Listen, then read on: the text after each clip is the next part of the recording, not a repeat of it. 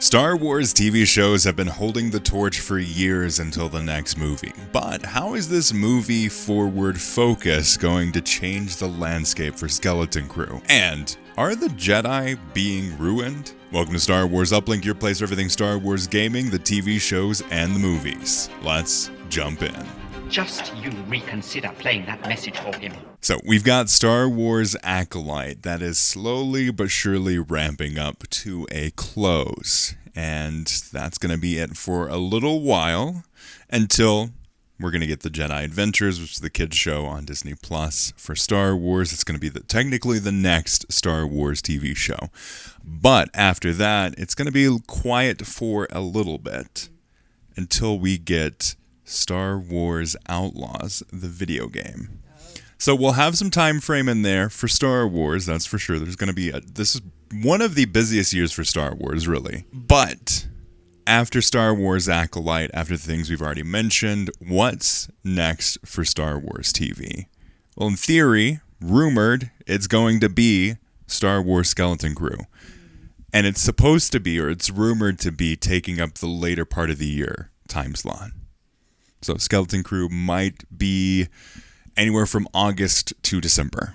Okay, but probably more on the later end. Probably more on the later end. It's probably going to follow that same release schedule as like Andor Season 1, where it was like November time frame that ended up going into 2025. That would be my guess, is it's going to take that later in the year spot.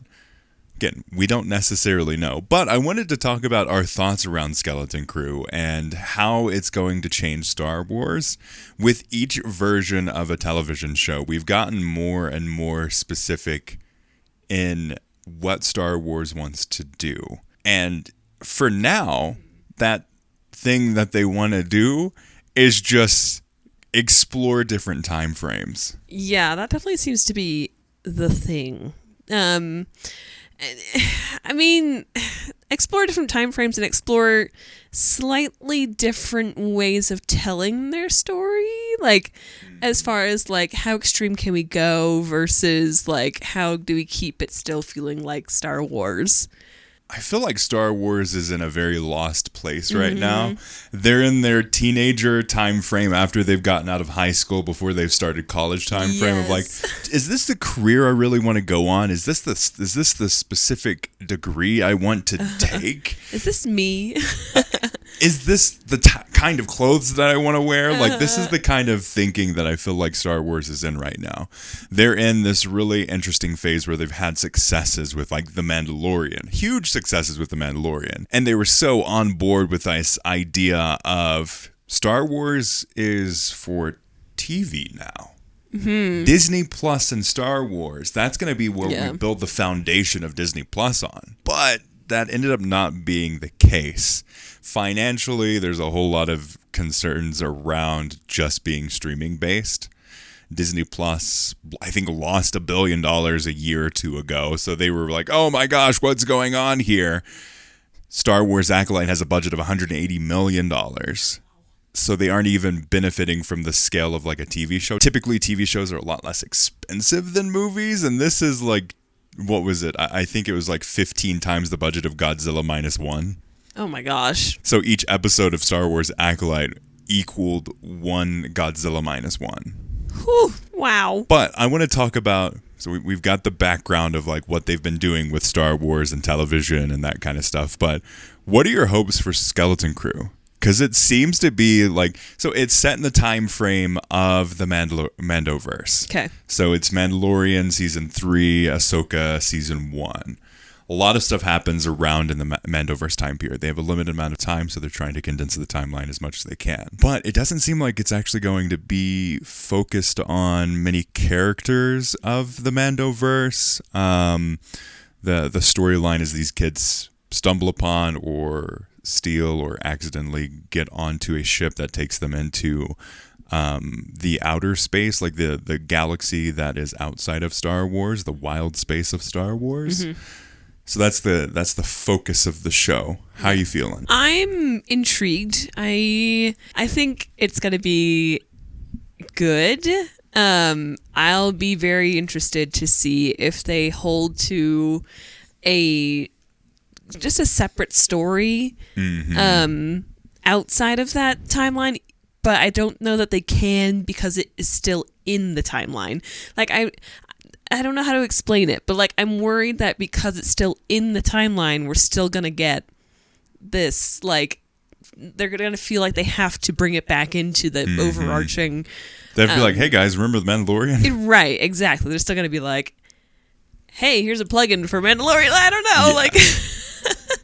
Dave Filoni, I think it really struggles with this idea of constraint or restraint in Star Wars on the TV screen. Like if there is an opportunity for a character to come back or be in a show, more than likely 9 times out of 10, he's going to, maybe it's not him specifically, maybe it's the group as a whole, but now that he is in this like chief creative officer role, it is going to fall on him to make those decisions. 9 times out of 10, if a character can be there, they will be there. So that's what really scares me. Like all of a sudden, halfway through, they're like floating in wild space. They're losing electricity. They're about to die, and then all of a sudden, Ahsoka shows up. Will show up because they're coming back from the other place. Like, yeah. That's what really scares me. I have hope for this show because everything that they're basing it on is like, okay, this is going to be like Amblin, the Goonies style, that era of filmmaking. We're going to have a young ensemble cast. We're going to have Jude Law there. We're going to have these various things. I saw the trailer at Star Wars Celebration last year. It looked great. It looked very different, which has me hopeful. Yeah. But Star Wars Acolyte also looked very good and very different. And it is very different. Sure. Yeah. But I would struggle to say it's very good. Great redeeming moments, not necessarily as a whole something that I think honestly should be in Star Wars. Great moments. Yeah. And that's the thing, like, are we just going to get to the point where when Solo Star Wars story came out, everyone was complaining, myself included, of like, why do we need a Solo story? Do we really need to fill all of the gaps of the Star Wars universe? And with Solo, I really enjoyed that, but it was still a question of like, does this actually even need to get made? If they don't have anything to say, why even make a show? Right. That's the concern I have with Star Wars Skeleton Crew. Yeah.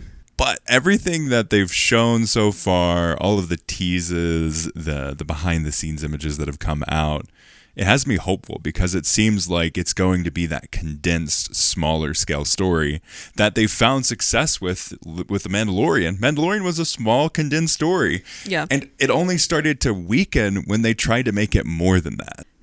Yeah. I have a lot of hope for Skeleton Crew. I think because it does feel different than all the other stuff that we're getting. Especially with Acolyte, it feels like they were really trying to be ambitious with how they were presenting it, with like it being it was the first time High Republic was ever in live action, so they had like big shoes to fill in terms of like setting up this whole design style and aesthetic for an entire era that was only in books and comics. So, in a way, I feel like because it seems to be a smaller, more condensed, I don't want to say area, but like it seems like we're going to be trapped in a ship for a bit. Yes, yeah.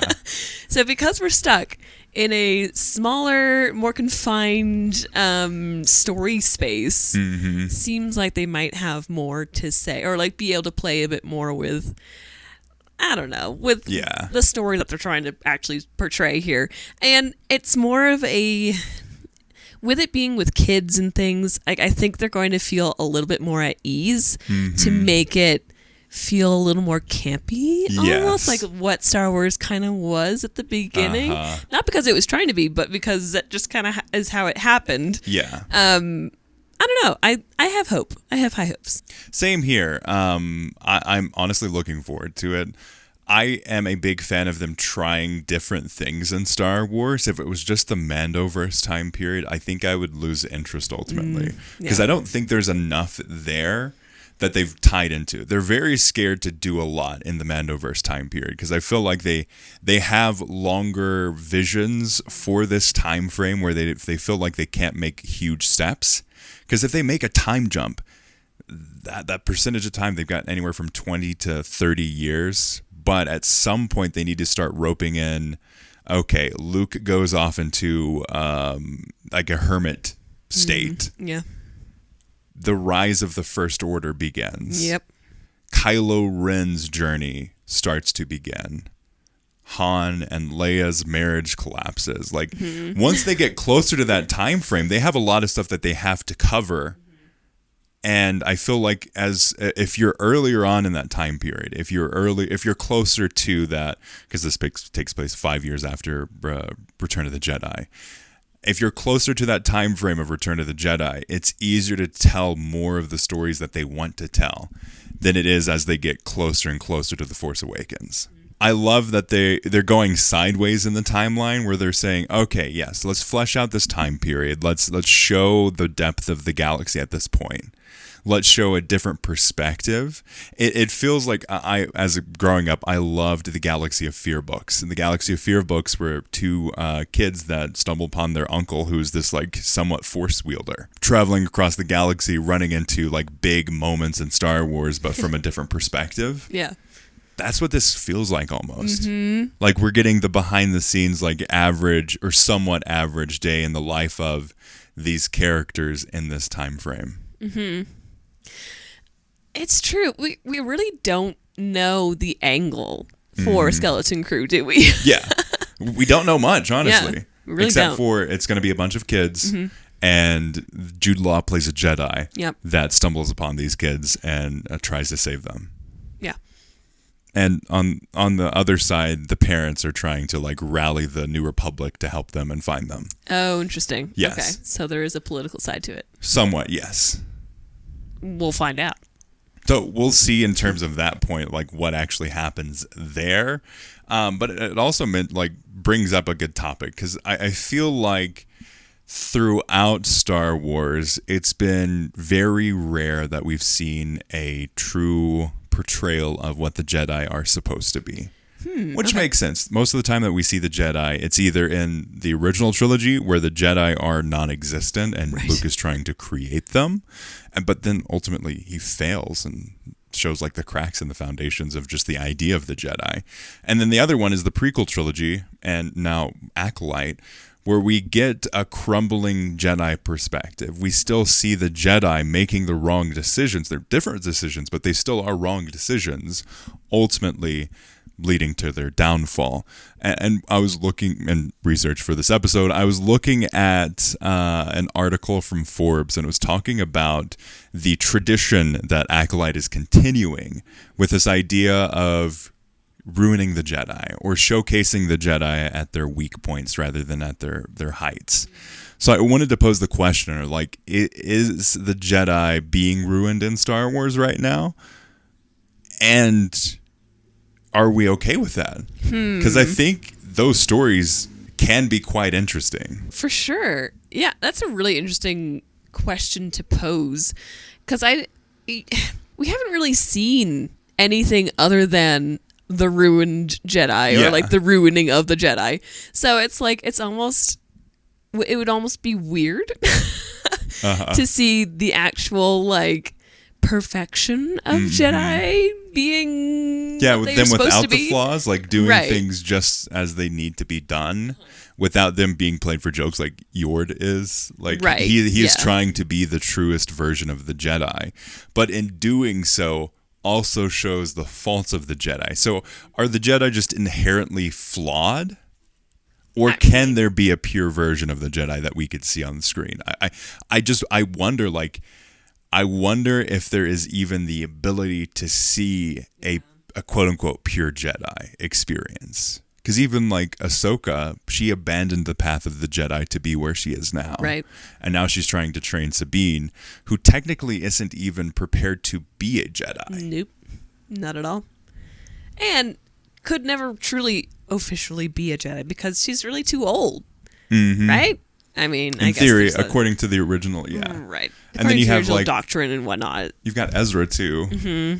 I feel like Ezra is honestly the biggest potential to be the quote unquote pure Jedi because him being stranded there, he was able to rely purely on the Force. Right. He abandoned his lightsaber and had to rely purely on the Force for his survival. Yeah, I guess it does. The whole question and the idea of this really does make you wonder, or like need to nail down what it is that a true pure Jedi would need to be.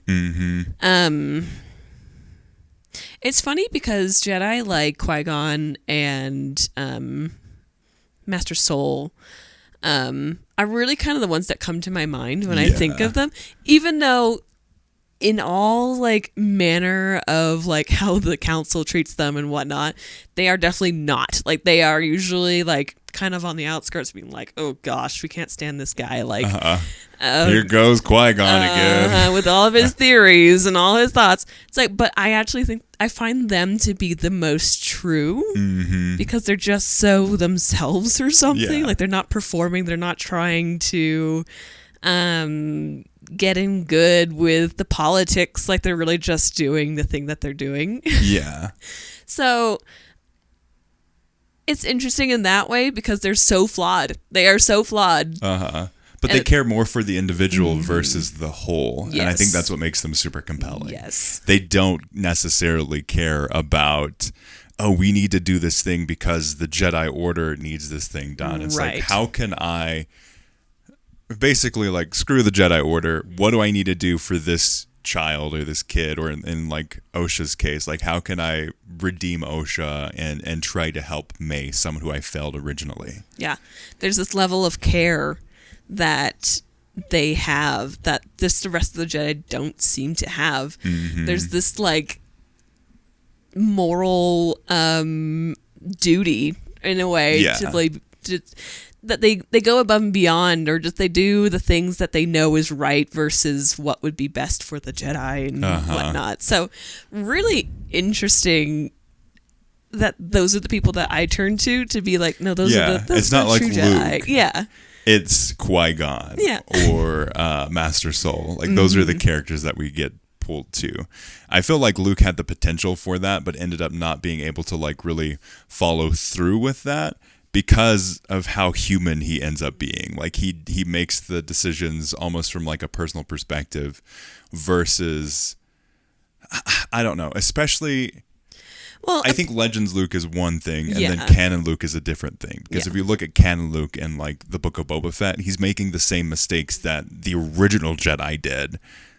right, because he's got this burden of like having to recreate the Jedi again. Like he takes it to this level of like it's beyond thinking about the people that he's actually trying to help, and it's become more of this not political but like almost this like construct that he's trying to like he's just waiting to in his head about or something.